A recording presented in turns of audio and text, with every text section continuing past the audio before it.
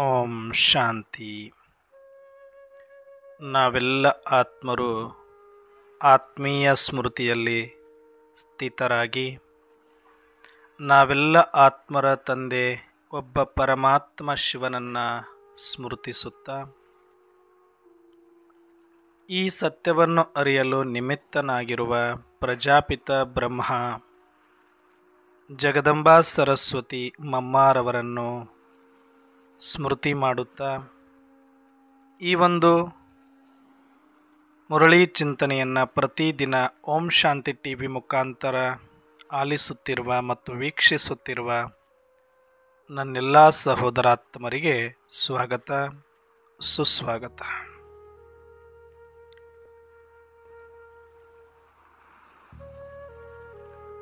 ಈ ದಿನದ ವರದಾನದ ಕುರಿತಾಗಿ ಸಂಕ್ಷಿಪ್ತವಾದ ಚಿಂತನೆಯನ್ನು ನಾವು ಮಾಡೋಣ.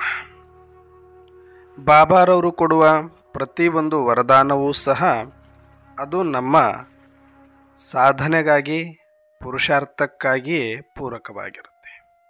ಈ ದಿನದ ವರದಾನ: ಸೇವಾ ಭಾವದಿಂದ ಸಂಪನ್ನರಾಗಿ ಪ್ರತಿ ಆತ್ಮರಿಗೆ ಪ್ರಾಪ್ತಿಯ ಫಲದ ಅನುಭವ ಮಾಡಿಸುವಂತಹ ಸತ್ಯ ಸೇವಾಧಾರಿ ಭವ.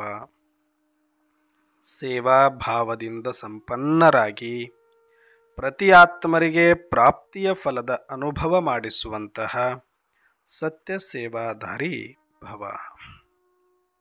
ಅಂದರೆ ಇವತ್ತು ಬಾಬಾರವರು ವಿಶೇಷವಾಗಿ ಏನು ಹೇಳ್ತಿದ್ದಾರೆ ಅಂದರೆ, ಸೇವಾ ಭಾವದಿಂದ ಸಂಪನ್ನರಾಗಬೇಕು ನಾವು. ಆಗ ಪ್ರತಿ ಆತ್ಮರಿಗೆ ಒಂದು ಪ್ರಾಪ್ತಿಯ ಫಲ ಅನುಭೂತಿಯಾಗುತ್ತೆ. ಈ ಥರ ನಾವು ಸೇವೆ ಮಾಡೋದನ್ನು ಸತ್ಯ ಸೇವಾದಾರಿ ಆಗೋದು ಅಂತ ಹೇಳ್ತಿದ್ದಾರೆ ಬಾಬಾ. ಅಂದರೆ ಹೆಂಗಣ್ಣವ್ರೆ ಇದನ್ನು ಅರ್ಥ ಮಾಡಿಕೊಳ್ಳೋದು? ಸೇವಾ ಭಾವದಿಂದ ಸಂಪನ್ನರಾಗೋದು ಅಂದರೆ ಏನು? ನಾನು ತುಂಬ ಡೀಪಾಗಿ ಸ್ವಲ್ಪ ಅಂತಿಮ ಸ್ಟೇಜಲ್ಲಿ ನಮ್ಮನ್ನು ನಾವು ಇಟ್ಕೊಂಡೆ ನಾನು ನೋಡಿ ಅದನ್ನು ಹೇಳ್ತೇನೆ. ಯಾಕಂದರೆ ಉಳಿದಿರೋದೆಲ್ಲವೂ ಕೂಡ ಸೇವೆ ಅಂತ ಬಂದಾಗ ತನು ಸೇವೆ, ಧನ ಸೇವೆ, ವಾಚಾ ಸೇವೆ, ಅನೇಕ ರೂಪದ ಸೇವೆಗಳಲ್ಲಿ ನಾವು ಸಹಜವಾಗಿ ಎಲ್ಲರೂ ಕರ್ಮಕ್ಷೇತ್ರದಿಂದ ಬಂದಿರೋದೇ, ಎಲ್ಲರೂ ಕರ್ಮಗಳನ್ನು ಮಾಡ್ತಿದ್ದವರೇ, ಒಂದಲ್ಲ ಒಂದು ರೀತಿಯಲ್ಲಿ ಸಮಾಜದ ಸೇವೆಯಲ್ಲಿ ನಿರತರಾಗಿದ್ದವರೇ. ನಮಗಿದೇನು ಹೊಸದು ಅಲ್ಲ. ಆದರೆ ಎಲ್ಲರೂ ಅದನ್ನು ಡ್ಯೂಟಿ ಅಂತ ತಿಳ್ಕೊಳ್ತಾರೆ. ಅದನ್ನೇ ಒಂದು ಸಮಾಜಕ್ಕೆ ಸೇವೆ, ಒಂದು ಕೊಡುಗೆ ಅಂತ ತಿಳ್ಕೊಳ್ತಾರೆ. ಈಗ ಒಬ್ಬ ರೈತ ತನ್ನ ಕೆಲಸ ತಾನು ಮಾಡಿದರೂ ಕೂಡ ಅದು ಒಂದು ದೇಶಕ್ಕೆ ಒಂದು ಸಂಪತ್ತು, ಒಂದು ಅನ್ನವನ್ನು ಕೊಡುತ್ತಾನೆ ಅಂತೇಳಿ ದೇಶ ಸೇವೆಯನ್ನು ಮಾಡುತ್ತಾನೆ, ಅನ್ನದಾತ ಅಂತ ಕರಿತೀವಿ. ಒಬ್ಬ ಸೈನಿಕ ಬಾರ್ಡ್ರಲ್ಲಿ ಗನ್ ಹಿಡ್ಕೊಂಡು ನಿಂತಿದ್ರು, ಆತನಿಗೆ ಅದಕ್ಕೆ ಸಂಬಳ ಬರ್ತಾ ಇದ್ರು ಕೂಡ ಆತ ದೇಶಕ್ಕಾಗಿ ಪ್ರಾಣ ಕೊಟ್ಟಿದ್ದಾನೆ, ದೇಶದ ಸೇವೆಯನ್ನು ಮಾಡಿದ್ದಾನೆ ಅಂತ, ದೇಶದ ಸಲುವಾಗಿ ಹೋರಾಟ ಮಾಡ್ತಿದ್ದಾನೆ ಅಂತ ನಾವು ದೇಶ ಸೇವೆ ಮಾಡುವವರು ಅಂತ ಕರಿತೀವಿ. ಹಾಗಾದರೆ ಅವರಿಬ್ಬರಿಂದನೇ ದೇಶ ಆಗ್ಬಿಡುತ್ತೆ? ಖಂಡಿತ ಇಲ್ಲ.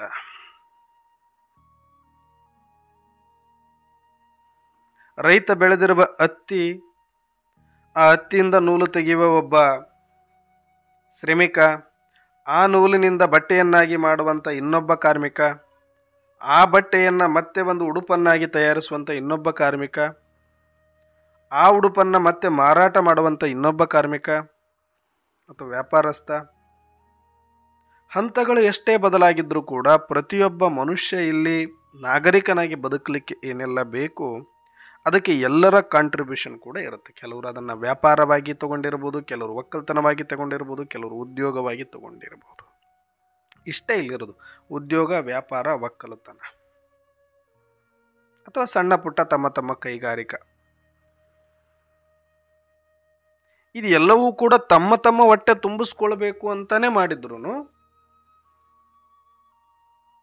ಅದು ಸಮಾಜದ ಕೊಡುಗೆ ಆಗುತ್ತೆ, ದೇಶದ ಸೇವೆ ಆಗುತ್ತೆ. ಹೇಗೆ? ಅವ್ರಿಗೋಸ್ಕರನೇ ಅವ್ರು ಬಿತ್ತೋದು, ಅವ್ರ ಲಾಭಕ್ಕೋಸ್ಕರನೇ ಅವ್ರು ಬಿತ್ತುತ್ತಾರೆ. ರೈತರು ಜಗತ್ತಿಗೆ ದಾನ ಮಾಡಬೇಕು ಅಂತ ಏನಿಲ್ಲ, ಆದರೆ ಅದನ್ನು ಮಾರಾಟ ಮಾಡಲೇಬೇಕಲ್ಲ. ಇಟ್ಕೊಂಡು ಕೂತ್ಕೊಂಡ್ರೆ ಈತನಿಗೆ ಬೇಕಾಗಿರುವ ಉಡುಪುಗಳು ಬರೋದಿಲ್ಲ, ಈತನಿಗೆ ಬೇಕಾಗಿರುವ ಸಾಮಾನುಗಳು ಬರೋದಿಲ್ಲ. ದಿನನಿತ್ಯ ವಸ್ತುಗಳು ಸಿಗೋದಿಲ್ಲ. ಅದೆಲ್ಲದಕ್ಕಾಗಿ ಒಂದಷ್ಟು ಸಂಪತ್ತು ಬೇಕು. ಆ ಸಂಪತ್ತನ್ನು ಪಡಿಲಿಕ್ಕೆ ಈ ಒಂದು ತನ್ನಲ್ಲಿರುವ ಧಾನ್ಯ ಸಂಪತ್ತನ್ನು ಕೊಡ್ತಾನೆ. ಸೈನಿಕ ತನ್ನಲ್ಲಿರುವ ಶಾರೀರಿಕ ಶ್ರಮವನ್ನು ಕೊಡ್ತಾನೆ. ವ್ಯಾಪಾರಸ್ಥ ತನ್ನ ಒಂದು ಶ್ರಮವನ್ನು ಹಾಕ್ತಾನೆ. ಸಣ್ಣ ಸಣ್ಣ ಕೈಗಾರಿಕೆಗಳು ಮಾಡುವವರು, ಕುಲಕಸಬು ಮಾಡುವವರು ತಮ್ಮ ಶ್ರಮವನ್ನು ಹಾಕ್ತಿದ್ದಾರೆ. ಎಲ್ಲರೂ ತಮ್ಮ ತಮ್ಮ ಜೀವನವನ್ನು ಸಾಗಿಸ್ಲಿಕ್ಕೆ, ಹೊಟ್ಟೆಯನ್ನು ತುಂಬಿಸ್ಕೊಳ್ಳೋದಕ್ಕೆ ಶ್ರಮವನ್ನು ಹಾಕ್ತಾ ಇದ್ರು ಕೂಡ ಇಂಡೈರೆಕ್ಟ್ ಆಗಿ ಅದು ಸಮಾಜಕ್ಕೆ ಬೇಕಾಗಿರೋದ್ರಿಂದಲೇ ಅವರು ವ್ಯಾಪಾರನಾದರೂ ಮಾಡಲಿ, ಉದ್ಯೋಗನಾದರೂ ಮಾಡಲಿ, ಒಕ್ಕಲ್ತನನಾದರೂ ಮಾಡಲಿ, ಸಣ್ಣ ಸಣ್ಣ ಕೈಗಾರಿಕೆ ಉದ್ಯಮಗಳನ್ನಾದರೂ ಮಾಡಿಕೊಂಡಿರಲಿ, ಅವರೆಲ್ಲರೂ ಕೂಡ ಕೊಡ್ತಾ ಇರೋದು ಒಂದು ಗ್ರಾಮಕ್ಕೆ. ಹೇಗೆ ಒಂದು ಬಡಗಿತನ ಮಾಡೋರು, ಕಮ್ಮಾರಿಕೆ ಮಾಡೋರು, ಕುಂಬಾರಿಕೆ ಮಾಡೋರು, ಅಕ್ಕಸಾಲಿಗರು, ಬಟ್ಟೆ ತೊಳೆಯುವವರು,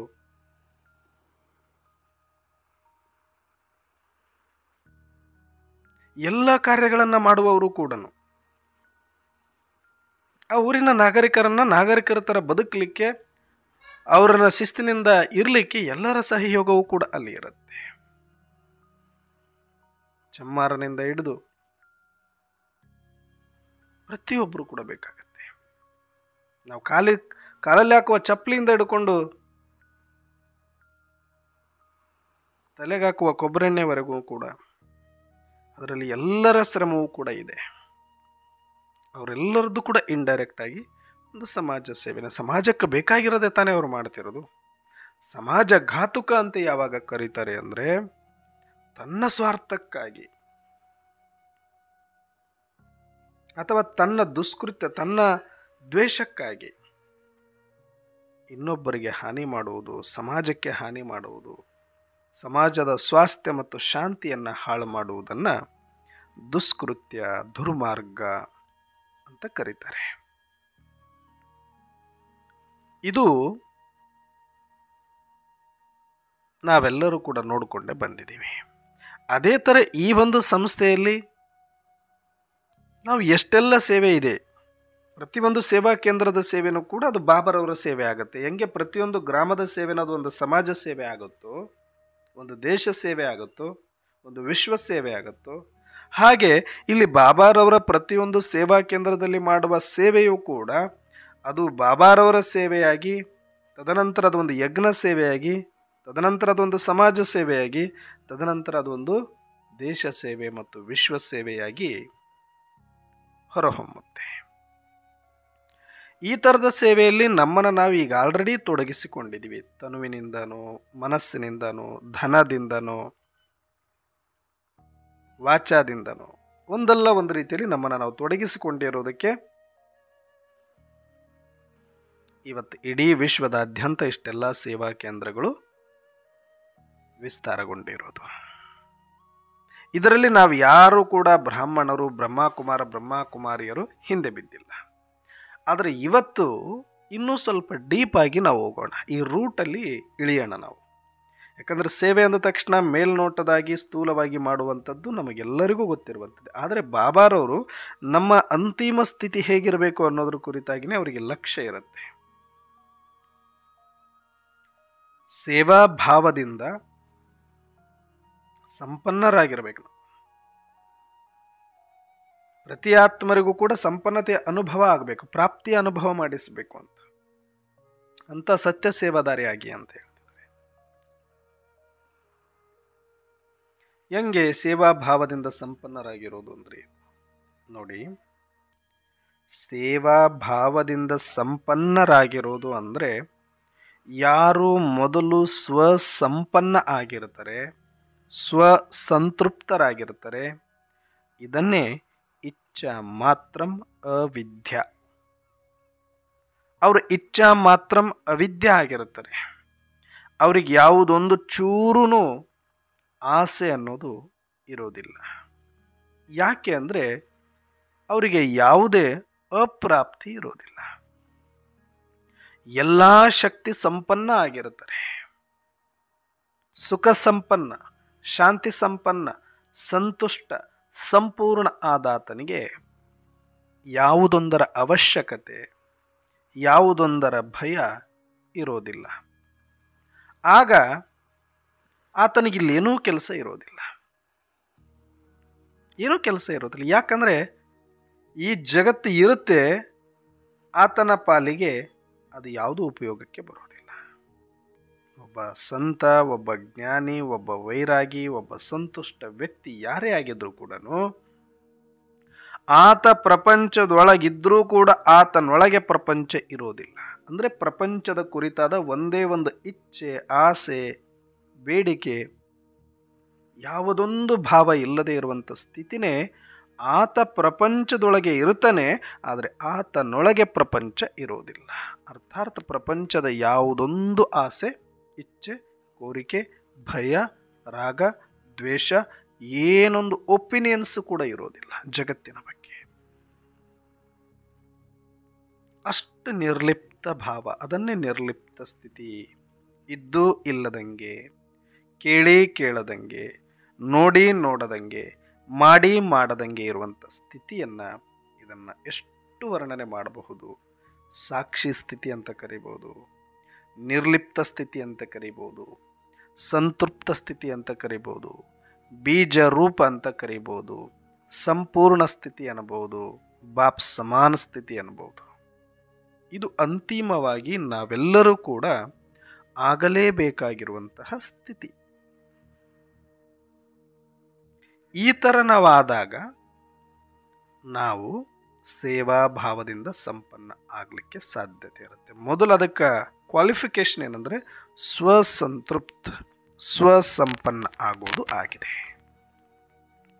ಯಾವಾಗ ಆಗ್ತೀವಿ? ಅಣ್ಣವ್ರೆ, ಇಷ್ಟು ಒಂದು ಶರೀರ ಕಟ್ಕೊಂಡು, ಸಂಬಂಧ ಕಟ್ಕೊಂಡು, ಈ ಸಮಾಜದಲ್ಲಿ ಇಷ್ಟೆಲ್ಲ ರಾಗ ದ್ವೇಷಗಳನ್ನು ಇಟ್ಕೊಂಡು ನಾವಿಷ್ಟು ನಿರ್ಲಿಪ್ತ ಆಗೋದು ಹೇಗೆ?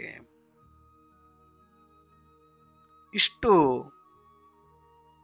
ಇಚ್ಛಾ ಮಾತ್ರ ಅವಿದ್ಯೆ ಆಗೋದು ಹೇಗೆ? ಅಥವಾ ನಾವು ಸ್ವಸಂಪನ್ನರಾಗೋದು ಹೇಗೆ ಅನ್ನುವಂಥ ಒಂದು ಪ್ರಶ್ನೆ ಬರುತ್ತೆ. ನೋಡಿ, ಒಂದು ನಾವು ಅರ್ಥ ಮಾಡಿಕೊಳ್ಬೇಕು, ಈ ಪ್ರಪಂಚದಲ್ಲಿ ನಾವಿದ್ದೀವಿ ನಿಜ. ನಾನು ಎಲ್ಲಿ ತನಕ ನನ್ನನ್ನು ಶರೀರ ಅಂತ ನೋಡ್ಕೊಳ್ತೀವಿ ಅಥವಾ ಶರೀರದ ಮೇಲೆ ಆಧಾರಿತ ಆಗಿದ್ದೀನಿ ಅನ್ನೋ ಭಾವ ನಮಗಿರುತ್ತೆ, ಅಲ್ಲಿ ತನಕ ಈ ಪ್ರಪಂಚದ ನಂಟು ನಮಗೆ ಹೋಗೋದಿಲ್ಲ. ಅದಕ್ಕೆ ನಾವು ಮೊಟ್ಟ ಮೊದಲನೇದಾಗಿ ನಾನೊಂದು ಆತ್ಮ, ನಾನೊಂದು ಆತ್ಮ, ನಾನು ಆತ್ಮ, ನಾನು ಆತ್ಮ, ನಾನು ಆತ್ಮ, ನಾನು ಆತ್ಮ ಅನ್ನುವ ಒಂದು ಚಿಂತನೆಯಲ್ಲಿ ನಾವು ಮುಳುಗಬೇಕು. ನನ್ನ ಆತ್ಮದ ಸ್ವರೂಪದ ಒಳಗಡೆ ನಾನು ಹೋಗಬೇಕು. ನನ್ನ ಆತ್ಮ ಈ ಶರೀರದಿಂದ ಡಿಟ್ಯಾಚ್ ಅನುಭವ ಮಾಡಬೇಕು. ಈ ಶರೀರದ ಮೇಲೆ ನಾನು ಆಧಾರಿತ ಇಲ್ಲ, ಬದಲಾಗಿ ನನ್ನ ಮೇಲೆ ಈ ಶರೀರ ಆಧಾರಿತವಾಗಿದೆ ಅನ್ನುವ ಸತ್ಯದಲ್ಲಿ ನಾವಿರಬೇಕು. ಇಲ್ಲಿ ಡಿಫ್ರೆನ್ಸ್ ಇದೆ ನೋಡಿ. ನಾವಿಲ್ಲಿ ತನಕ ಬಡದಾಡ್ತಾ ಇರೋದೇನೋ, ನಾನು ಕೊನೆ ಉಸಿರು ಇರೋವರೆಗೂ ಈ ಶರೀರ ಕಾಪಾಡ್ಕೊಳ್ಬೇಕು, ಸಂಬಂಧ ಕಾಪಾಡ್ಕೊಳ್ಬೇಕು, ಜವಾಬ್ದಾರಿ ನಿಭಾಯಿಸಬೇಕು, ಇದು ನಮ್ಮ ಒಪಿನಿಯನ್. ಈ ಥರ ಹೋಗ್ತಾ ಇದ್ದೀವಿ ನಾವು, ಈ ಕಡೆಯಿಂದ ಹೋಗ್ತಾ ಇದ್ದೀವಿ. ಅಲ್ಲ, ನಾನು ಆತ್ಮ ಅಂತ ತಿಳಿದು ಆ ಕಡೆಯಿಂದ ನಾವು ಬರಬೇಕು. ನನಗೆ ಸಮಾಜ ಇದೆ, ನನಗೆ ಸಂಬಂಧ ಇದೆ, ನನಗೆ ಶರೀರ ಇದೆ ಅಂತ ಈ ಕಡೆಯಿಂದ ಹೋಗೋ ಬದಲಿಗೆ ಮೊಟ್ಟ ಮೊದಲನೇದಾಗಿ ನಾನು ಯಾರು ಅನ್ನುವ ಸತ್ಯದ ಸ್ಮೃತಿ ನನಗೆ ಸಿಕ್ಕಾದ ಮೇಲೆ ಈಗ ನಾವು ಆ ಕಡೆಯಿಂದನೇ ಯುದ್ಧ ಸ್ಟಾರ್ಟ್ ಮಾಡಬೇಕು ಮತ್ತು ನಮ್ಮ ಅಭ್ಯಾಸವನ್ನು ಸ್ಟಾರ್ಟ್ ಮಾಡಬೇಕು. ಅಂದರೆ ನನ್ನ ಆತ್ಮ, ನನ್ನ ಆತ್ಮ, ನನ್ನ ಆತ್ಮ, ನನ್ನ ಆತ್ಮ, ನನ್ನ ಆತ್ಮ, ನನ್ನ ಆತ್ಮ ಅಂತ ಹೋಗ್ತಾ ಹೋಗ್ತಾ ಹೋಗ್ತಾ ಹೋಗ್ತಾ ಹೋಗ್ತಾ ನಮಗೆ ಆಳವಾದ ಒಂದು ಶಕ್ತಿಯ ಅನುಭೂತಿ ಆಗಲಿಕ್ಕೆ ಆರಂಭ ಆಗುತ್ತೆ. ಮತ್ತು ಆ ಸ್ಮೃತಿಯಲ್ಲಿ ನೀವು ಎಷ್ಟು ಹೊತ್ತು ಇರ್ತೀರಿ ಅಷ್ಟು ಒಂದು ನಿರ್ಭಯತೆ, ನಿಶ್ಚಿಂತತೆ, ಒಂದು ಶಕ್ತಿ ನಿಮಗೆ ಅನುಭವ ಆಗ್ತಾ ಹೋಗುತ್ತೆ. ಯಾಕಂದರೆ ಅದೇ ರಿಯಲ್ ಆಗಿ ನೀನಾಗಿರುತ್ತೀಯ, ಅದೇ ನಿನ್ನ ಧರ್ಮ, ಅದೇ ನಿನ್ನ ಶಕ್ತಿ, ಅದೇ ನಿನ್ನ ಎಲ್ಲ ವ್ಯಕ್ತಿತ್ವ ಆಗಿರುತ್ತೆ. ಆದರೆ ಅದರಿಂದ ಆ ಸ್ಮೃತಿಯಿಂದ ವಂಚಿತನಾಗಿರುವ ಕಾರಣ ಅದರ ರುಚಿ ಗೊತ್ತಿಲ್ಲ, ಅದರ ಗಂಧ ಗಾಳಿನೂ ನಮಗಿರಲಿಲ್ಲ, ಇವಾಗಲೂ ಕೂಡ ಇಲ್ಲ. ಅದು ಒಂದು ಆತ್ಮ ಅಂತ ಹೊರಗಡೆಯಿಂದ ನೋಡ್ತಾ ಇದ್ದೀವಿ, ಒಳಗಡೆ ನುಗ್ಗಬೇಕು ನಾವು, ಆ ಪಾಯಿಂಟಲ್ಲಿ ಕೂಡಬೇಕು ನಾವು, ಆ ಶಕ್ತಿಯ ಅನುಭೂತಿಯಲ್ಲಿ ಬರಬೇಕು ನಾವು. ಅದು ನನ್ನದೇ ಸ್ವರೂಪ, ನನ್ನದೇ ಸ್ವಮಾನ, ನನ್ನದೇ ಸ್ಥಿತಿ ಅಂತ ನಾನು ಬಿಡಬಾರ್ದು, ಹೋಗಬೇಕು. ಭ್ರುಕುಟಿಯ ಮಧ್ಯದಲ್ಲಿ ಇರುವ ಜಾಗ ನನಗಾಗಿನೇ ಅದು. ಹೆಂಗೆ ಹೋಗಬೇಕು ಒಳಗಡೆ ಅಂತಂದರೆ,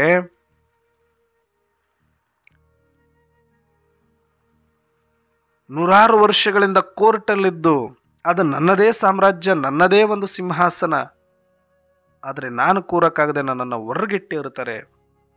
ಕಾರಣಾಂತರಗಳಿಂದ ಅದು ನಡೀತಾ ನಡೀತಾ ಅಷ್ಟು ದೂರ ಬರುತ್ತೆ. ಅವತ್ತು ಒಂದು ದಿನ ನಾವು ಗೆಲ್ತೀವಿ, ಆ ಸಿಂಹಾಸನ ಇವರದ್ದೇ ಅಂತ ಹೇಳ್ತಾರೆ.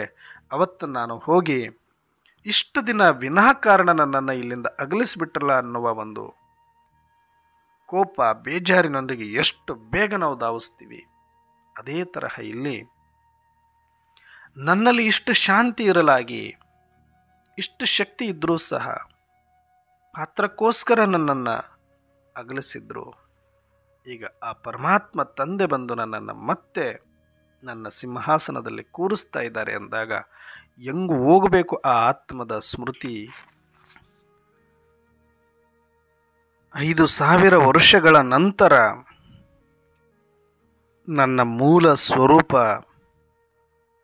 ಮೂಲ ಶಕ್ತಿ, ಮೂಲ ಸ್ವಧರ್ಮವನ್ನು ಅನುಭವ ಮಾಡಲಿಕ್ಕೆ ಬೇಕಾಗಿರುವ ಸ್ಮೃತಿ ಈಗ ನನಗೆ ಸಿಕ್ಕಿದೆ ಅಂದಾಗ ಎಷ್ಟು ನಾನು ಒಂದು ಆಸಕ್ತಿಯಿಂದ, ಉಮ್ಮಂಗ, ಉತ್ಸಾಹದಿಂದ ಆತ್ಮದ ಕಡೆಗೆ ಓಡಬೇಕು. ನಾನು ಆತ್ಮದಲ್ಲೇ ಇರಬೇಕು. ಅದೇ ನಾನು, ಅದೇ ನಾನು, ಅದೇ ನಾನು. ನಾನು ಕಳೆದುಕೊಂಡಿರುವುದೆಲ್ಲವೂ ಸಿಕ್ಕಾಯಿತು. ಈಗ ನಾವು ಹೇಳ್ತೀವಲ್ಲ, ಜೀವನದಲ್ಲಿ ಅದು ಸಿಕ್ಕ ಮೇಲೆ ಚೆನ್ನಾಗಿರ್ತೀನಿ, ಇದು ಸಿಕ್ಕ ಮೇಲೆ ಚೆನ್ನಾಗಿರ್ತೀನಿ, ಇದು ಪಡೆದ ಮೇಲೆ ಚೆನ್ನಾಗಿರ್ತೀನಿ, ಅದು ಪಡೆದ ಮೇಲೆ ಚೆನ್ನಾಗಿರ್ತೀನಿ. ಕೆಲವರು ಉದ್ಯೋಗ, ಕೆಲವರು ಲಾಭ, ಕೆಲವರು ಅಂತಸ್ತು, ಕೆಲವರು ಅಧಿಕಾರ, ಏನೆಲ್ಲ ಇಟ್ಕೊಂಡಿದ್ದೀವಲ್ಲ. ಆದರೆ ನಿಜ ಏನು ಅಂದರೆ, ಯಾವತ್ತು ನಾನು ಆತ್ಮನಿಗೆ ನನ್ನ ಸ್ಮೃತಿ ಸಿಗುತ್ತೋ ಅವತ್ತು ನಾನು ಎಲ್ಲವನ್ನೂ ಪಡ್ಕೊಳ್ತೀನಿ. ಯಾಕಂದರೆ ನಾನು ಆತ್ಮನಲ್ಲಿ ಎಲ್ಲವೂ ಇದೆ. ಅದರಲ್ಲಿ ಸುಖ ಇದೆ, ಶಾಂತಿ ಇದೆ, ಆನಂದ ಇದೆ, ಪವಿತ್ರತೆ ಇದೆ, ಸ್ವಧರ್ಮ ಶಾಂತಿ ಇದೆ. ನಾವು ಹೊರಗಡೆ ಏನೋ ಒಂದು ಸ್ವಲ್ಪ ಮಾಡಿಬಿಟ್ಟು ನಾವು ಪವಿತ್ರರಾಗ್ಬಿಟ್ಟಿದ್ದೀವಿ ಅಂದ್ಕೊಳ್ಳೋದು, ನಾವು ಹೊರಗಡೆ ಏನೋ ಒಂದಷ್ಟು ಬಿಟ್ಟು ತ್ಯಾಗಿಗಳಾಗಿದ್ದೀವಿ ಅಂದ್ಕೊಳ್ಳೋದು, ಇದೆಲ್ಲ ಮಕ್ಕಳ ಆಟದ ಥರ ಅಷ್ಟೇ. ಸ್ಥೂಲವಾಗಿ ನಾವು ಒಂದಷ್ಟು ಆಹಾರದ ನಿಯಮಗಳನ್ನು ಪಾಲಿಸಿದ ತಕ್ಷಣವೇ ನಾನು ಪವಿತ್ರ ಆಗಿಬಿಟ್ಟಿದ್ದೀನಿ. ಒಂದಷ್ಟು ಸ್ಥೂಲ ಬ್ರಹ್ಮಚರ್ಯವನ್ನು ಆಚರಣೆ ಮಾಡಿದ ತಕ್ಷಣವೇ ನಾನು ಪವಿತ್ರ ಆಗಿಬಿಟ್ಟಿದ್ದೀನಿ. ಒಂದಷ್ಟು ಸ್ಥೂಲ ಸವಲತ್ತುಗಳನ್ನು ಬಿಟ್ಟ ತಕ್ಷಣ ನಾನು ತ್ಯಾಗಿ ಆಗಿಬಿಟ್ಟಿದ್ದೀನಿ. ಒಂದಷ್ಟು ನಾವು ಯೋಗದಲ್ಲಿ ಹೋದ ತಕ್ಷಣವೇ, ಮಾತಿನಿಂದ ದೂರ ಇದ್ದು ಮೌನದಲ್ಲಿ ಬಂದ ತಕ್ಷಣವೇ ಶಾಂತಿ ಪಡೆದು ಬಿಟ್ಟಿನಿ ಅಂದ್ಕೊಳ್ಳೋದು ಮಕ್ಕಳ ಆಟದ ಥರನೇ ಇದು ಅಷ್ಟೇ. ಯಾಕೆ ಅಂತಂದರೆ, ನಾನು ಆತ್ಮದ ಸ್ಮೃತಿ, ಅದರೊಳಗಡೆ ನನ್ನ ಆತ್ಮನ ಎಲ್ಲ ಸರ್ವಸ್ವವೂ ಇದೆ. ನನ್ನ ಆತ್ಮನಲ್ಲಿರುವ ಸುಖದ ಮುಂದೆ, ನನ್ನ ಆತ್ಮನಲ್ಲಿರುವ ಶಾಂತಿಯ ಮುಂದೆ, ನನ್ನ ಆತ್ಮನಲ್ಲಿರುವ ಸಂಪನ್ನತೆಯ ಮುಂದೆ, ನನ್ನ ಆತ್ಮದ ಶಕ್ತಿಗಳ ಮುಂದೆ ಈ ಜಗತ್ತಿನ ಯಾವ ಸುಖವೂ ಹೋಲಿಕೆ ಮಾಡಲಿಕ್ಕೆ ಸಾಧ್ಯ ಇಲ್ಲ. ಯಾವ ಸಿರಿ ಸಂಪತ್ತನ್ನೂ ಹೋಲಿಕೆ ಮಾಡಲಿಕ್ಕೆ ಸಾಧ್ಯ ಇಲ್ಲ. ಯಾವ ಅಧಿಕಾರವನ್ನು ಹೋಲಿಕೆ ಮಾಡಲಿಕ್ಕೆ ಸಾಧ್ಯ ಇಲ್ಲ. ಅಷ್ಟು ಸ್ವತಂತ್ರ ನನ್ನ ಆತ್ಮ, ಅಷ್ಟು ಸಂಪೂರ್ಣ ನನ್ನ ಆತ್ಮ, ಅಷ್ಟು ಸರ್ವೋಚ್ಚ ನನ್ನ ಆತ್ಮ, ಅಷ್ಟು ಶ್ರೇಷ್ಠ ನನ್ನ ಆತ್ಮ, ಅಷ್ಟು ಸುಗಂಧ ಇದೆ ನನ್ನಲ್ಲಿ, ಅಂಥ ಪವಿತ್ರತೆ ಇದೆ ನನ್ನಲ್ಲಿ. ಈ ಹೊರಗಿನದು ಯಾವುದೂ ಕೂಡ ಇದಕ್ಕೆ ಹೋಲಿಕೆ ಮಾಡಿಕೊಂಡು ನಾವು ಪವಿತ್ರರು, ಇವರು ಅಪವಿತ್ರರು, ನಾವು ಶ್ರೇಷ್ಠ, ಇವರು ಕನಿಷ್ಠ, ನಾವು ಅಲೌಕಿಕ, ಇವರು ಲೌಕಿಕ, ನಾವು ತ್ಯಾಗಿಗಳು, ಇವರು ಸಂಸಾರಿಗಳು, ಇದೆಲ್ಲನೂ ಕೂಡ ಚಿಕ್ಕ ಮಕ್ಕಳಿದ್ದಾಗ ಆಟ ಆಡ್ತವೆ ನೋಡಿ. ಅಂಗಡಿ ಇಡೋದಂತೆ, ವ್ಯಾಪಾರ ಮಾಡೋದಂತೆ, ಒಬ್ರು ಖರೀದಿ ಮಾಡೋದಂತೆ, ಒಂದಷ್ಟು ಆಳೆಗಳನ್ನು ಕೊಟ್ಬಿಟ್ಟು ಇದು ದುಡ್ಡು ಅನ್ಕೋ ಅಂತ ಹೇಳ್ತಾರೆ. ಅಥವಾ ಮದುವೆ ಮಕ್ಕಳು ಕೂಡ ಮದುವೆ ಆಟ ಆಡ್ತಾರೆ. ಇವರು ಪತಿಯಂತೆ, ಇವರು ಪತ್ನಿಯಂತೆ, ತಾವೇ ಸುಮ್ಮನೆ ಆಚರಣೆ ಇರುತ್ತಲ್ಲಿ. ಅದು ಮದುವೆನೂ ಅಲ್ಲ, ಅದು ಮದುವೆಯ ಸಂಬಂಧನೂ ಅಲ್ಲ, ಅದು ಮದುವೆಯ ಸ್ನೇಹನೂ ಅಲ್ಲ. ಒಂದು ಕ್ಷಣಕ್ಕೆ ಮತ್ತೆ ಜಗಳ ಮಾಡ್ತೇವೆ, ಒಂದು ಕ್ಷಣಕ್ಕೆ ಮತ್ತೆ ದೂರ ಆಗ್ತವೆ. ಸುಮ್ಮನೆ ಒಂದು ಆಟ ಅಷ್ಟೇ. ಹೇಗೋ ಹಾಗೆ ಇಲ್ಲಿ ನಾವು ಸ್ಥೂಲವಾಗಿ ಇಲ್ಲಿಯ ತನಕ ಯಾವೆಲ್ಲ ಧಾರಣೆಗಳನ್ನು ಅಥವಾ ಏನೆಲ್ಲ ಮಾಡ್ಕೊಂಡಿದ್ವಿ, ಅದು ಭಕ್ತಿಯ ಒಂದು ಭಾಗ ಮುಂದುವರಿತಾ ಬಂದಿರೋದು.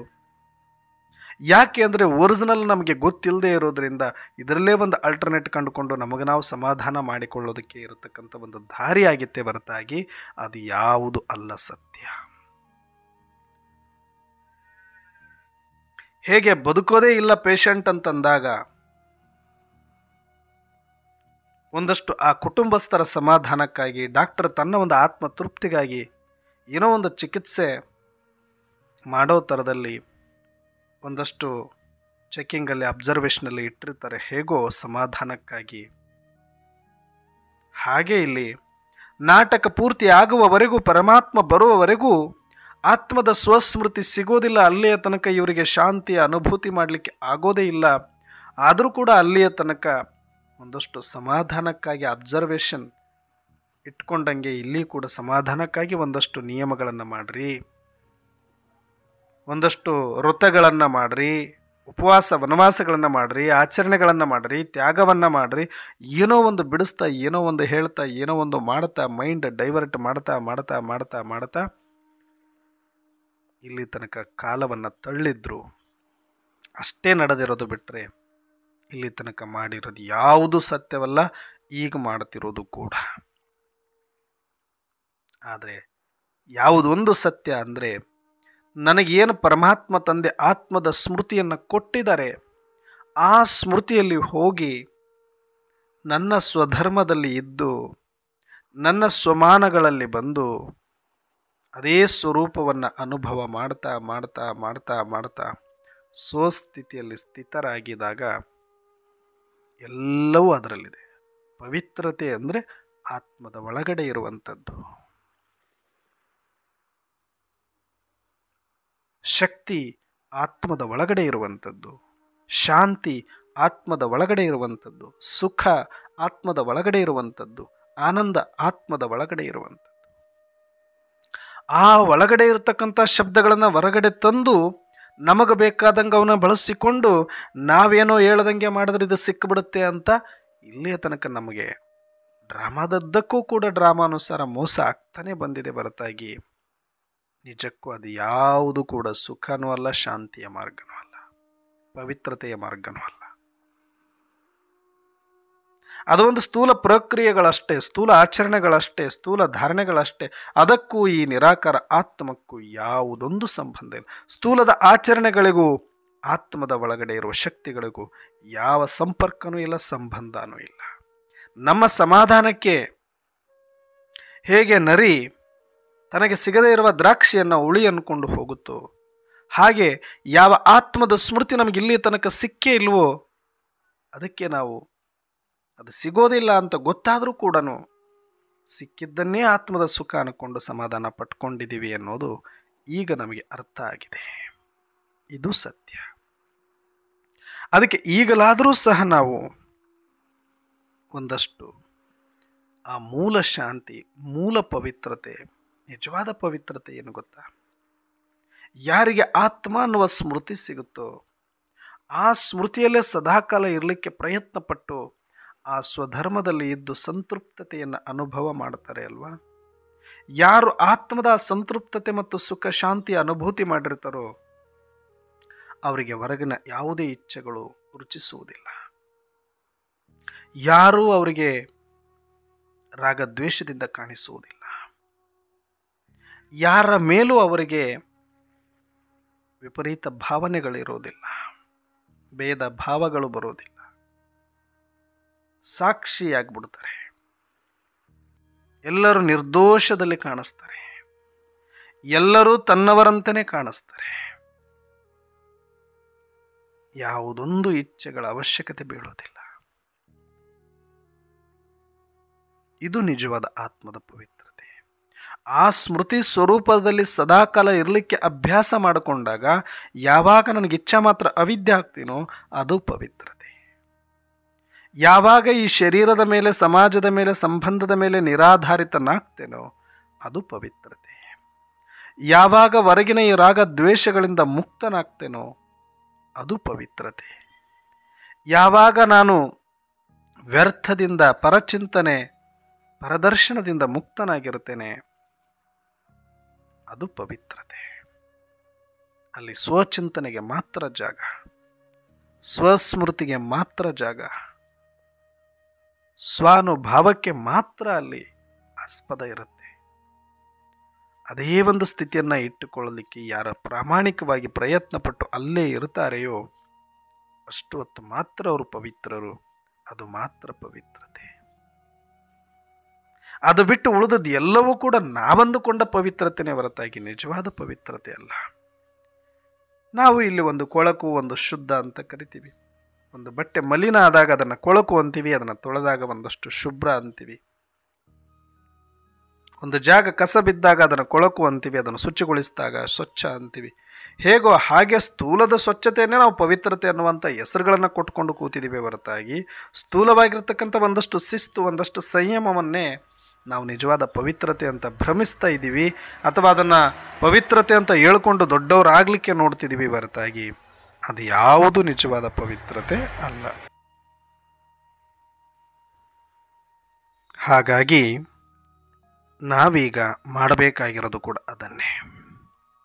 ನಿಜವಾದ ಆತ್ಮದ ಆನಂದವನ್ನು ಅನುಭವಿಸೋದಕ್ಕಾಗಿ ಸುಂದರವಾದ ಸಮಯವನ್ನು ಇಟ್ಟುಕೊಳ್ಳಿ. ಇಲ್ಲಿಯ ತನಕ ನೀವು ಪ್ರಪಂಚ ನೋಡಿದ್ದಾಗಿದೆ. ಕಾಡು, ಮೇಡು, ಬೆಟ್ಟ, ಗುಡ್ಡ ಎಲ್ಲ ಯಾತ್ರೆಗಳನ್ನು ಮಾಡಿ ಆಗಿದೆ. ಈಗಿನ್ನೂ ನಿಮ್ಮ ದೃಷ್ಟಿ ಹೊರಗಡೆ ಇರಬಾರ್ದು. ಏನೋ ನೋಡ್ಬೇಕಣ್ಣವ್ರೆ, ಅದೊಂದು ನೋಡ್ಬಿಟ್ರೆ ಆಯ್ತಣ್ಣವ್ರೆ, ಅಲ್ಲೊಂದಿಷ್ಟು ಹೋಗಿ ಬಂದ್ಬಿಟ್ರೆ ಆಯ್ತಣ್ಣವ್ರೆ, ಇನ್ನೂ 70-80 ಆಗಿರುತ್ತೆ, ಇವು ಇನ್ನೂ ತಿರುಗಬೇಕು ಅಂತ ಇರುತ್ತೆ. ಬಾಬಾ ಸಿಕ್ಕ ಮೇಲೂ ಕೂಡ ಒಳಗಡೆ ಹೋಗ್ಲಿಕ್ಕೆ ಇವ್ರಿಗೆ ಆಸಕ್ತಿ ಇಲ್ಲ. ಸುಮ್ಮನೆ ಮೇಲೆ ಕೂತ್ಕೊಂಡು ಹೊರಗಡೆ ನೋಡ್ಕೊಂಡು ಇವರು ಇನ್ನೂ ಆಧ್ಯಾತ್ಮ ಅಂದರೆ ಆ ಪ್ರಪಂಚನೇ ಗೊತ್ತಿಲ್ಲ. ಆತ್ಮದ ಒಳಗಡೆ ಇವರು ಪ್ರಪಂಚ ನೋಡಲೇ ಇಲ್ಲ. ಸುಮ್ಮನೆ ಹೊರಗಡೆ ಇರುವ ಒಂದಷ್ಟು ಧಾರಣೆಗಳನ್ನು, ಒಂದಷ್ಟು ಸೇವೆಯನ್ನು ಮಾಡಿಬಿಟ್ಟು ನಾನು ಎಲ್ಲ ಮಾಡಿಬಿಟ್ಟಿದ್ದೀನಿ ಅಂತ ತಮಗೆ ತಾವು ಬಾಗಿಲು ಹಾಕ್ಕೊಂಡು ಹೊರಗಡೆ ಉಳ್ಕೊಂಡ್ಬಿಟ್ಟಿದ್ದಾರೆ. ಇದಲ್ಲ ನಾವು ಮಾಡಬೇಕಾಗಿರೋದು, ಬೇರೆಯೇ ಇದೆ. ನಾವು ಮಾಡ್ತಿರೋದು ಬೇರೆ ಆಟಗಳನ್ನೇ. ಹೊರಗಡೆ ನಾವು ಬರೀ ಎಲ್ಲವನ್ನ ನೋಡಬೇಕು, ಮಾಡಬೇಕು, ತಿನ್ನಬೇಕು, ತಿರುಗಬೇಕು,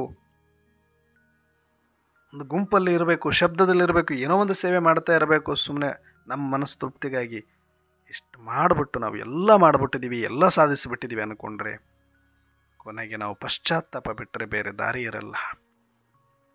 ನೀವು ಏನು ಮಾಡ್ತಿದ್ರೋ ಅದು ಮಾಡಬೇಡಿ, ಬೇಕಾದರೆ ಬಿಟ್ಟುಬಿಡಿ, ನಿಮ್ಮಿಂದ ಆಗಿಲ್ವಾ ತಲೆ ಕೆಡಿಸ್ಕೋಬೇಡಿ. ಏನು ಪ್ರಪಂಚ ನಿಂದ್ರೋದಿಲ್ಲ ನಿಮ್ಮಿಂದ. ಇಲ್ಲಿ ನಿಮಗಾಗಿ ಯಾರೂ ಇಲ್ಲಿ ಕಾಯ್ತಾನೂ ಇಲ್ಲ, ನಿಮ್ಮಿಂದಲೇ ಈ ನಾಟಕ ನಡೀತಾನೂ ಇಲ್ಲ. ಬಲೆ ನಿಮ್ಮ ಪಾತ್ರ ಮಾಡಲಿಕ್ಕೆ ಮಾತ್ರ ನೀವು ಬೇಕೇ ಹೊರತಾಗಿ ಬೇರೆಯವ್ರಿಗೋಸ್ಕರ ಅಲ್ಲ. ಪಾತ್ರ ಇದ್ದರೆ ಅದು ಮಾಡಿಸ್ಕೊಳ್ಳುತ್ತೆ, ಅದನ್ನು ನೀವು ಮಾಡಬೇಕಾಗಿಲ್ಲ. ಆದರೆ ನೀವು ಮಾಡಬೇಕಾಗಿರೋದು ಮುಖ್ಯವಾಗಿ ಈ ಸಮಯದಲ್ಲಿ ಪರಮಾತ್ಮ ಕೊಟ್ಟಿರುವ ಸ್ಮೃತಿಯನ್ನು ತೆಗೆದುಕೊಂಡು ಆತ್ಮದ ಒಳಗಡೆ ಹೋಗಿ ಆತ್ಮದ ಆನಂದವನ್ನು, ಆ ಜೀವನ್ಮುಕ್ತಿಯನ್ನು, ಆ ಸಂತೃಪ್ತಿಯನ್ನು, ಸಂಪನ್ನತೆಯನ್ನು ಅನುಭವ ಮಾಡಿ ಇಚ್ಛಾ ಮಾತ್ರಮ್ಮ ವಿದ್ಯೆ ಆಗೋದು, ಸಾಕ್ಷಿ ಆಗೋದು, ಬಿಂದು ಆಗೋದು, ಸಾರ ರೂಪದಲ್ಲಿ ಬರೋದು, ಸಂತೃಪ್ತರಾಗೋದು, ಇದು ನಾವೇ ಮಾಡಬೇಕು. ಇದನ್ನು ನಾವೇ ಅನುಭವಿಸಬೇಕು. ಇದನ್ನು ನಾನಿಲ್ಲೋ ಅಂದರೆ ಇನ್ಯಾರು ನನ್ನ ಪರವಾಗಿ ಕೆಲಸವನ್ನು ಮಾಡಲಿಕ್ಕೆ ಆಗಲ್ಲ. ಸಮಾಜದಲ್ಲಿರುವ ಎಲ್ಲ ಕಾರ್ಯಗಳನ್ನು ಯಾರು ಬೇಕಾದರೂ ಮಾಡಬಹುದು, ಆದರೆ ಈ ಕಾರ್ಯವನ್ನು ನಾನೇ ಮಾಡಬೇಕು, ನಿಮಗೆ ನೀವೇ ಮಾಡಬೇಕಾಗತ್ತೆ. ಆದ್ದರಿಂದ ದಯವಿಟ್ಟು ಅರ್ಥ ಮಾಡಿಕೊಳ್ಳಿ. ಉಳಿದದ್ದೆಲ್ಲವೂ ಹೇಗಿದೆಯೋ ಹಾಗಿದ್ದುಕೊಳ್ಳಿ. ಮೊದಲು ನೀವು ಮಾಡಬೇಕಾಗಿರೋ ಕೆಲಸ ಭ್ರುಕುಟಿಯ ಮಧ್ಯದಲ್ಲಿ ಸ್ಮೃತಿ ಸ್ವರೂಪರಾಗಿ ಆತ್ಮವನ್ನು ನೋಡ್ಕೊಳ್ಳಿ. ಆತ್ಮದ ಹುಚ್ಚಿಡಿಸ್ಕೊಳ್ಳಿ. ಆತ್ಮದ ಸ್ವರೂಪದಲ್ಲಿ ಬನ್ನಿ. ಆತ್ಮದ ಸ್ವಮಾನ, ಆತ್ಮದ ಪವಿತ್ರತೆ, ಆತ್ಮದ ಆನಂದ, ಆತ್ಮದ ಶಾಂತಿಯನ್ನು ಒಂದು ಸಲ ರುಚಿ ನೋಡಿ. ಆಮೇಲೆ ಅದರಿಂದ ನೀವು ಹೊರಗಡೆ ಬರಲಿಕ್ಕೆ ಸಾಧ್ಯ ಇಲ್ಲ. ಪ್ರಪಂಚದ ಯಾವ ಗದ್ದಲ, ಪ್ರಪಂಚದ ಯಾವ ಅನುಮಾನ, ಪ್ರಪಂಚದ ಯಾವ ಅವಮಾನ, ಪ್ರಪಂಚದ ಯಾವ ಒಂದು ವಿಘ್ನವೂ ಕೂಡ ನಿಮ್ಮನ್ನು ಅಲುಗಾಡಿಸ್ಲಿಕ್ಕೆ ಸಾಧ್ಯ ಇಲ್ಲ. ಹೇಗೆ ಒಂದು ಹೂವಿನ ಮಕರಂದವನ್ನು ಹೀರುವಂಥ ತೃಪ್ತಿಯಲ್ಲಿ ಮುಳುಗಿರುವ ದುಂಬಿಯನ್ನು ಹೊರಗಿನ ಯಾವ ಪ್ರಪಂಚವೂ ಎಬ್ಬಿಸಲಿಕ್ಕೆ ಸಾಧ್ಯ ಇಲ್ವೋ, ಹಾಗೆಯೇ ನಾನು ಆತ್ಮ ನನ್ನ ಸ್ಮೃತಿಯ ಆನಂದವನ್ನು ನಾನು ಪಡೆದಬೇಕು, ಆತ್ಮದ ಸುಖವನ್ನು ಅನುಭವಿಸಬೇಕು. ನಾನು ನನ್ನ ಸ್ವರೂಪದಲ್ಲಿ ಬಂದರೆ ಸಾಕು. ನನ್ನ ಆನಂದವೇ ಬೇರೆ, ನನ್ನ ಸುಖವೇ ಬೇರೆ, ನನ್ನ ಶಾಂತಿಯೇ ಬೇರೆ, ನನ್ನ ಪವಿತ್ರತೆಯೇ ಬೇರೆ. ಈ ಸ್ಮೃತಿಯಲ್ಲಿ ಬಂದಾಗ, ಸಂತೃಪ್ತರಾದಾಗ ಹೊರಗಿನ ಪ್ರಪಂಚ ನಿಮಗೆ ಇಲ್ಲದಾಗತ್ತೆ. ಇದ್ದೂ ಇಲ್ಲದಂತೆ ಇರ್ತೀರಿ. ಶರೀರದ ಮೇಲೆ ನೀವು ಆಧಾರಿತರಾಗುವುದಿಲ್ಲ, ನಿಮ್ಮ ಮೇಲೆ ಶರೀರ ಆಧಾರಿತ ಆಗಿರುತ್ತೆ, ನಿಮ್ಮ ಮೇಲೆ ಸಂಬಂಧಗಳ ಆಧಾರಿತ ಆಗಿರುತ್ತೆ, ನಿಮ್ಮ ಮೇಲೆ ಸಮಾಜ ಆಧಾರಿತ ಆಗುತ್ತೆ, ನಿಮ್ಮ ಮೇಲೆ ದೇಶ, ವಿಶ್ವ, ಪ್ರಕೃತಿ ಸಹಿತವಾಗಿ ಎಲ್ಲವೂ ನಿಮ್ಮ ಮೇಲೆ ಆಧಾರಿತವಾಗಿರುತ್ತೆ. ಯಾಕೆ ಅಂತಂದರೆ, ಒಬ್ಬ ಪರಮಾತ್ಮ ಬಿಟ್ಟರೆ ನಾನು ಆತ್ಮನೇ ಇಡೀ ಪ್ರಪಂಚದಲ್ಲಿ ಸರ್ವಶ್ರೇಷ್ಠ. ನಾನು ನನ್ನ ಸ್ಮೃತಿ ಸ್ವರೂಪದಲ್ಲಿ ಬಂದಾಗ ಇಡೀ ಪ್ರಕೃತಿ ನನಗೆ ಶರಣಾಗುತ್ತೆ. ಆಗ ನೀವು ಪ್ರಕೃತಿ ಹಿಂದೆ ಹೋಗಬೇಕಾಗಿಲ್ಲ, ನಿಮ್ಮೆಯಿಂದ ಪ್ರಕೃತಿ ಬರುತ್ತೆ. ಎಲ್ಲವೂ ನಿಮ್ಮಿಂದಲೇ ಬರುತ್ತೆ, ನಿಮ್ಮ ಹಿಂದೆನೇ ಬರುತ್ತೆ. ಹಾಗಾಗಿ ಈ ಸತ್ಯವನ್ನು ಅರ್ಥ ಮಾಡಿಕೊಳ್ಳೋಣ, ನಿಜವಾದ ಸ್ಮೃತಿ ಸ್ವರೂಪರಾಗೋಣ, ಸಂತೃಪ್ತರಾಗೋಣ. ಆಗ ಈ ಥರ ಆದ ಮೇಲೆ, ಈ ಸ್ಥಿತಿ ಬಂದ ಮೇಲೆ ನೀವು ನಿಮ್ಮ ಪಾತ್ರ ಏನು ನಡೀತಾ ಇರುತ್ತೋ ಅದನ್ನಂತೂ ನಿಲ್ಲಿಸ್ಲಿಕ್ಕಾಗಲ್ಲ. ಅದರಿಂದ ಏನು ನಡಿಬೇಕು ಶರೀರದ ಕೊನೆಯ ಕ್ಷಣವರೆಗೂ, ಪಾತ್ರದ ಕೊನೆಯ ಕ್ಷಣವರೆಗೂ, ಅದು ಸ್ಥೂಲವಾಗಿ ಆದರೂ ಆಗಿರ್ಬೋದು, ಸೂಕ್ಷ್ಮ ಫರಿಸ್ತ ಆಗಿ ಆದರೂ ಆಗಿರ್ಬೋದು, ನೀನು ಆತ್ಮ ಒಳಗಡೆ ಸಂತೃಪ್ತನಾದಾಗ, ಬೇರೆ ಯಾವ ಇಚ್ಛೆಗಳು ಇಲ್ಲದೆ ಇದ್ದಾಗ, ಉಳಿದಿರೋದೆಲ್ಲವೂ ನೀನು ಏನೇ ಮಾಡಿದರೂ ಕೂಡ ಅದು ಅನ್ಯ ಆತ್ಮರಿಗೆ ಪ್ರಾಪ್ತಿಯನ್ನೇ ಅನುಭವ ಮಾಡಿಸುತ್ತೆ. ನೀವು ನೋಡುವ ನೋಟ, ಆಡುವ ಮಾತು, ಮಾಡುವ ಕಾರ್ಯ ಎಲ್ಲವೂ ಕೂಡ ಅನ್ಯ ಆತ್ಮರನ್ನು ತೃಪ್ತಿಪಡಿಸುತ್ತೆ. ಅಷ್ಟೇ ಅಲ್ಲ, ಪ್ರಕೃತಿ ಸಹಿತವಾಗಿ ತೃಪ್ತವಾಗುತ್ತೆ. ಇದು ಸತ್ಯ. ಇದನ್ನೇ ನಾವು ಮಮ್ಮಾರವರಿಂದ, ಬ್ರಹ್ಮ ಬಾಬರವರಿಂದ, ದಾದಿಯರಿಂದ ನಾವು ನೋಡುತ್ತಾನೆ ಬಂದಿದ್ದೀವಿ. ಅವರಿರುವಲ್ಲಿ ಅಖಂಡ ಶಾಂತಿ, ಅವರಿಗೆ ಇಡೀ ಪ್ರಕೃತಿಯೇ ಶರಣಾಗಿತ್ತು. ಮತ್ತು ಎಲ್ಲ ಆತ್ಮರು ಅವರಿದ್ದಾಗ ಅವರ ಹತ್ತಿರದಲ್ಲಿರುವ ಎಲ್ಲರೂ ಸಂತೃಪ್ತ ಆಗ್ತಿದ್ರು, ಪ್ರಾಪ್ತಿ ಸ್ವರೂಪರಾಗ್ತಿದ್ರು. ಇವತ್ತಿಗೂ ಕೂಡ ಅವರ ವೈಬ್ರೇಷನ್ ಮೌಂಟ್ ಅಬುಗೆ ಹೋದಾಗ ನಾವು ಅನುಭವ ಮಾಡ್ತೀವಿ, ನಾವು ಎಷ್ಟು ಸಂತೃಪ್ತರಾಗ್ತೀವಿ. ಇವತ್ತಿಗೂ ಆ ವೈಬ್ರೇಷನ್, ಆ ಶಾಂತಿ, ಆ ಒಂದು ಎಲ್ಲವೂ ಸಿಕ್ಕಿದೆ ಅನ್ನುವ ಪ್ರಾಪ್ತಿಯ ಅನುಭೂತಿ ನಮಗಾಗತ್ತೆ. ನಾವು ಪರಿಶ್ರಮ ಇಲ್ಲದೆ ಇದ್ದರೂ ಕೂಡ ಬಿನಾ ಪರಿಶ್ರಮ ನಮಗೆ ಪ್ರಾಪ್ತಿ ಅನುಭವ ಆಗುತ್ತೆ ಅಂದರೆ ಇದಕ್ಕೆ ಕಾರಣ ಅವರು ಮಾಡಿರುವ ಆತ್ಮ ಅನುಭೂತಿ.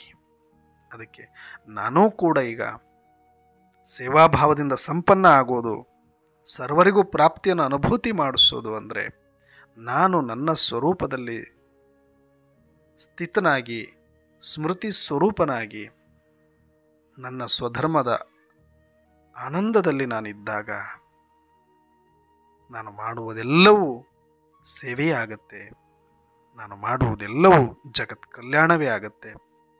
ಇಂಥ ಒಂದು ಸ್ಥಿತಿಯನ್ನು ಪಡೆದುಕೊಳ್ಳುವ ಅಭ್ಯಾಸವನ್ನು, ಸ್ವಲ್ಪ ಪರಿಶ್ರಮ ಆಗತ್ತೆ, ಸ್ವಲ್ಪ ಕಠಿಣ ಅನಿಸುತ್ತೆ ಆರಂಭದಲ್ಲಿ, ಸ್ವಲ್ಪ ಕೂತ್ಕೊಳ್ಳಿ, ಗಟ್ಟಿಯಾಗಿ, ಸ್ವಲ್ಪ ಮಾತುಗಳನ್ನು ಕಡಿಮೆ ಮಾಡಿ, ವ್ಯರ್ಥವನ್ನು ಕಡಿಮೆ ಮಾಡಿ, ಸಂಘವನ್ನು ಕಡಿಮೆ ಮಾಡಿ, ಅಂತರ್ಮುಖಿಗಳಾಗಿ ಶಾಂತವಾಗಿ ಎಲ್ಲಿ ಸಮಯ ಸಿಕ್ಕರೂ ಆತ್ಮದ ಅನುಭೂತಿ ಮಾಡುವಂಥ ಅಭ್ಯಾಸದಲ್ಲಿ ಮುಳುಗಿ ಹೋಗಿಬಿಡಿ. ಹೊರಗಿನ ಪ್ರಪಂಚದ ಗದ್ದಲದಿಂದ ಅಂಡರ್ ಗ್ರೌಂಡ್ ಆಗಿಬಿಡಿ. ಆಗ ನೋಡಿ, ಒಂದಷ್ಟು ತಿಂಗಳುಗಳವರೆಗೆ ನೀವು ಒಳಗಡೆ ಕೂತ್ಕೊಂಡ್ಬಿಡಿ. ಅದಾದ ಮೇಲೆ ನೀವು ಆಡುವ ಮಾತು, ನೋಡುವ ನೋಟ, ಮಾಡುವ ಕಾರ್ಯ, ಇಡುವ ಪ್ರತಿ ಹೆಜ್ಜೆಯೂ ಇತಿಹಾಸ ಆಗತ್ತೆ ಮತ್ತು ಎಲ್ಲರನ್ನೂ ಪ್ರಾಪ್ತಿ ಸ್ವರೂಪರನ್ನಾಗಿ ಮಾಡಿಸುತ್ತೆ. ಈ ಥರ ನಾವೆಲ್ಲರೂ ಕೂಡ ಅಭ್ಯಾಸ ಮಾಡ್ತೇವೆ ಬಾಬಾ ಅಂತ ಬಾಬಾರವರಿಗೆ ಪ್ರತಿಜ್ಞೆ ಮಾಡೋಣ. ಇವತ್ತಿನಿಂದ ನಮ್ಮ ದಿನಚರಿಯನ್ನು ಬದಲು ಮಾಡಿಕೊಳ್ಳೋಣ. ಬರೀ ಕರ್ಮಣ ಅಥವಾ ಬರೀ ಮಾತು, ಬರೀ ಶಬ್ದ, ಬರೀ ಬಡಿದಾಟಗಳಲ್ಲಿ ಇರೋದಲ್ಲ. ಅದರಿಂದ ಮುಕ್ತರಾಗಿ ಒಳಮುಖ ಪ್ರಯಾಣ ಮಾಡಿ ಸ್ಮೃತಿ ಸ್ವರೂಪರಾಗೋದಲ್ಲೇ ನಮ್ಮ ಸಂಪನ್ನತೆ ಇದೆ, ನಮ್ಮ ಸಂತೃಪ್ತಿ ಇದೆ. ಇದನ್ನೇ ನಾವು ಅನುಭವ ಮಾಡೋಣ. ಅಚ್ಚಾ. ಓಂ ಶಾಂತಿ.